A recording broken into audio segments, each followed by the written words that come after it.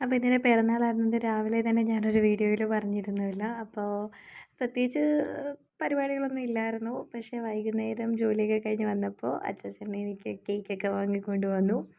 ഞങ്ങളുടെ കല്യാണം കഴിഞ്ഞ് ഇപ്പം 8 വർഷത്തോളാവുന്നു. ഈ 8 വർഷത്തിനിടയിൽ പുള്ളി കറക്റ്റായിട്ട് ചെയ്യുന്നൊരു കാര്യമാണിത്. അതുകൊണ്ട് ഞാനത് എക്സ്പെക്റ്റ് ചെയ്തതായിരുന്നു. എങ്കിലും ഇപ്പം അങ്ങനെ ഈ വർഷം ഞാൻ അത്ര വലുതായിട്ടൊന്നും പ്രതീക്ഷിച്ചിരുന്നില്ല.